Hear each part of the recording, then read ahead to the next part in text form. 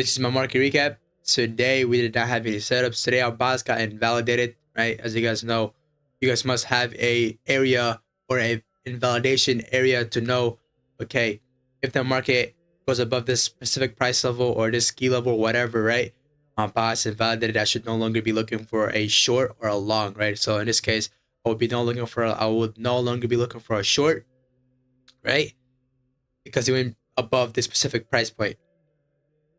And let's run this down, right? Our higher time frame, as you guys know, we're in the fourth week of the month. We're looking for a retracement, right? You can see this week, either a retracement, right? Last week, either a retracement. The week before that, retracement. The time before that, retracement as well, right? So it was pretty clear that the fourth week, we were usually looking for a retracement to end of the monthly open high locals concept, which is the time-based concept, right? Which is very important, which is way more important than price. We had a classic expression profile to the downside, right? On the high of the week. That's all we had. We didn't have bullish narrative here. And the sole reason why they didn't go for bullish today was simply because we're the fourth week, right?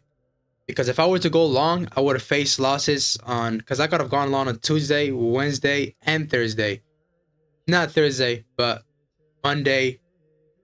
I mean, on Tuesday and Wednesday, I could have gone for a longs here, and I would face losses because I do not know the fourth week of the month is usually a retracement. The Thursday trade we had was a loss because we made a mistake, right? We didn't have the right model one, but there was no setups there as well. But how did our buys get invalidated?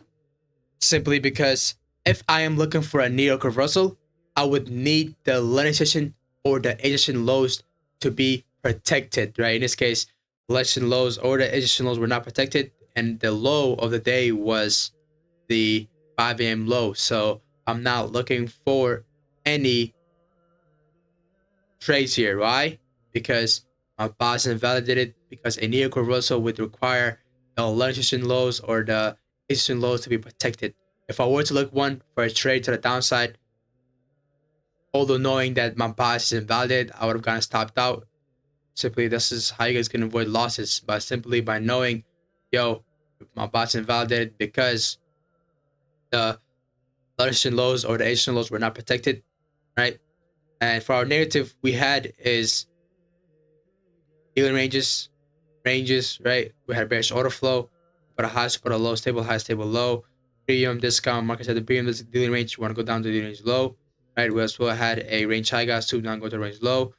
You see how it did not work out, but guess what? We're preserved capital. Our bots got invalidated. So if we were to stay in the market, first of all, wasting time. Second of all, we're gonna have a stop loss because, as told you guys, bots invalidation, and this is how you guys know. Okay, this is why, like, I want you guys to know and go look for a way to know my bias is validated, right? As you guys, a simple way to know, okay, my order flow is wrong. I should not be looking for a long or a short anymore, right? Like, there's many ways to knowing, okay, my bias is invalidated, right? Other ways people usually know that their bias is invalidated, right, is through order flow, right? Market makes a high, it makes a short-term swing low, and eventually goes back up, and soups that shows short-term swing low, and it makes an intermediate short-term swing low, right?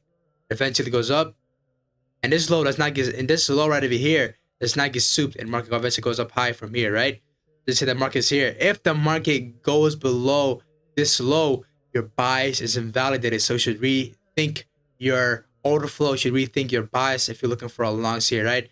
So market goes back down here. You should no longer be looking for a short. You should no longer be looking for a long here. You should be rethink your bias, or you should stay off of the market, right? Because this intermediate short-term swing low, that means this low should be protected because this low super out this other low, right? This low super out this low, but they're not super out this one, right? So this low right here is protected, right? Intermediate short-term swing low. Probably wondering, like, what's intermediate? So it's probably gonna get souped, right? This affects your bias. Intermediate is usually in a daily, weekly, right? They should not be getting souped, and they should only be getting souped in, you know what I'm saying, rate cases, right? That's what it's called, intermediate short-term swing low, right? Or short-term swing high, right? In this case, a bullish example, but it could be vice versa as well. So that's one way. Other way is literally using daily profile, weekly profile. For a daily profile for New York Russell, if you're looking for a New York Russell, for you're looking for a bearish New York Russell, you would need the resistance lows or resistance lows to be protected and not souped. Then you could look for a New York Russell. If they're souped already like this, you cannot look for it. You pause, invalidate it, hop off the chart. Save yourself time. Save yourself a couple hours of time, right? Just like what, 2-3 hours of time.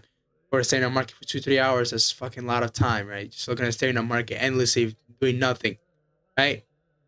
So our bias over here got invalidated, right? Simple as that. And you're wondering, like, Taki, why did you not look for a long here? You look very clear for a long. You look like an OTE, market pressure out a low, right? Pressure out a low. This is last high that pressure out the low, kind of closure above it. You know what I'm saying?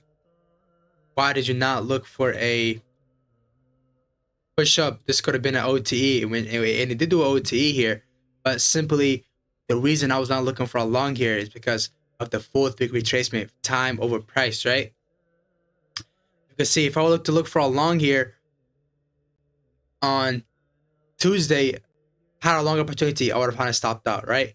On Wednesday, I had a long opportunity to, then I'm gonna stop out as well, right? This is why we, you know, this is very useful. Why? Yes, I definitely did have a bullish narrative here. This could have been a Thursday. This could have been a third midweek. This could have been a concentration reversal, right? Thursday low of the week. It's gonna be a daily IRL to ERL. Next week, I'm definitely gonna be bullish, right? This week, I had to be more bearish side, even with this context, because time over price, right? As well, the reason I have to do that is, you know, I always see the 4th week retracing. So if I see the 4th week retracing, I would want the 4th week to retrace down here, right? And guess what? If I was looking for a retracement to the downside, I would have had no setups here, right? I would have had no setup on Tuesday. I would have no setup on Wednesday. I would have had no setups on Thursday, right? And I would have had no setup on Friday. The only setup I would have had was on Monday. Monday is the only day I had a setup, which was the 8.5 hour. So I traded Tuesday. I had a stop loss because I'm looking for a long here, right? And Wednesday I look for a long here. I got stopped out again. On Thursday I look for a long here. Look for a short, and eventually found out that okay, I have the wrong model one. Boom, got stopped out, right? Because I entered at a threshold.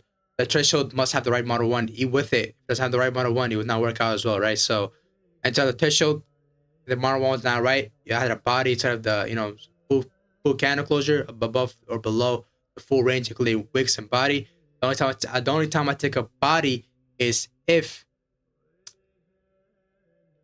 there's a consecutive candles, right? Consecutive bullish bearish candles, market close above one of the consecutive candles full range, include the wick and body, and close above the next candle body. Then it can eventually take the body, not the wick. In this case, we had to take. In this case, it was none. That it was no consecutive candles. We just one candle closure. Eventually, a low probability, so I got stopped out, right? And I lost negative 2 RR, right? So basically, only ended up on the week with a 3 RR, right? 3.5 RR.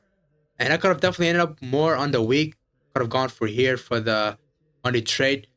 And yeah, the reason I didn't go for the Monday trade to hold down here, I went out of my PNL, right?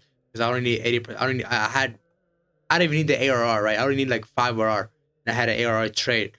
So yeah, I should have, next time, if I set up like that, I'm going to go best out of the, saying the data, the chart, set of my PNL. But I made a mistake on that as well. But I learned from it, right? I go best out of, you should always go best out of the data and the chart, not my PNL, right? So yeah, I made a mistake like that, and it's a lesson learned, right? So that's what we had, and today just invalidation, and that's just why I was looking for a short. The reason I was looking for a short is because of 4th week retracement, and even the short I had no setup, so we're preserving capital, right? We're preserving capital. But next week, are we gonna still keep the same bearish bias? We're not, right? It's just only for the 4th week. 4th week, I always want to have a retracement, but on Monday, I'm high likely to go bullish here, right? Because he has a daily IRL to ERL, right? Weekly CRT to the upside, weekly IRL to ERL, right? So it makes sense to go bullish from here on in, right? So I am not going to go bearish, right? The only reason we're bearish because of the monthly open high low close concept. You can see the monthly time frame needs to close in the next 3 days. So it makes sense for us to go bearish because open, low, high, close. The closing to come back down and closing at a fair price, right? And as well, what else we had? What else we had here? You can see, go back in the chart time, right? This is the fourth week, right over here. Fourth week, did an expansion, but a huge reversal back to the downside because the 14th of the month, right? You can see we did have a long opportunity over here on Monday, I'm pretty sure. SMT IRL somewhere over here. SMT IRL, this we had an SMT to the upside. Eventually, market fully reversed back to the downside, right? So we did that. That did happen as well. And during that time, there was no setup, but this over here was a bear setup over here to the downside because the fourth week of the month. Even before that, right, the fourth week over here, fourth week of the month retracement all the downside, right? Fourth week of the month all the way here. Which one was it? This right over here, yeah, right over here. Fourth week of the month retracement back to the upside because you already had a big bear to the downside. It's the fourth week. You can see December 20th to all the way to 30th, right? We had a big range here to the downside, so we need to go back closing at a fair price. So that's why we're looking for a long here, right? Same here, over here. You can see the date, right? November 25th, the last week of the month. We trace all the way back up here, right? This is why I was literally looking for, you know, longs, right? But I mean, here I had a shorting opportunity. The shorting opportunity didn't become too profitable. Even over here, I did have this one over here. I had a long opportunity. I did take it, but you know what I'm saying, market fully reversed, right? So my take profit should have been here because knowing that it's a fourth thing, so you need to retrace, right? So yeah, this is my market recap. And yeah, one of the lessons we had around here, we had a long opportunity, but why I was looking for a long here, right? We had definitely multiple reasons why we're looking for a long here. We had a daily IRL, no. But we definitely did had a long opportunity here to the upside, which it became profitable but fully reversed to the downside, right? So yeah, we had no setups, and on Friday we had another setup to the downside, which was profitable. Eventually, market fully pushed up to the upside, right? You can see right over here, the fourth week of the month usually always retraces instead of, you know, expansion, right? So throughout the week, I did not have that rule noted down. I did not have to add it as my rule, but eventually I had to write it down my rule because I knew this a long time ago. I knew this from all the way from here, over here, and it's over here. I was like, yo, why is the market going back down, right? Eventually, like the date, which is the last week of the month. So we always did a retracement. Eventually, today, this week, I wrote it down. I was like, yo, I need to focus on this because this actually affects my fucking bias, right? And as well as what other thing than this is having the right Monroe 1, which is from the threshold. But if I was just to focus on that right here, get the right threshold entry. For the threshold entry, I must always have the right Monroe 1, right? Because if I don't have the right Monroe 1, I can't enter the trade. Because with my last trade, when I entered the threshold and previous trades, when I entered the threshold, they had the right Monroe 1, right? They had the model the one I use, right? As well as what else we had there. And that was all, right? If I was just to focus on those two, I would have only had one trade out the whole week, and that trade would have been profitable for 8.5. I could have gone for a 12 RR, right? It would have been it would have been a 13.4 RR, right? But yeah, we're gonna put that as a lesson too to go best out of the data instead of our PNL, right? But yeah, I made a mistake on that as well, and I'll write that down as well, right? So thank you for watching. Peace out.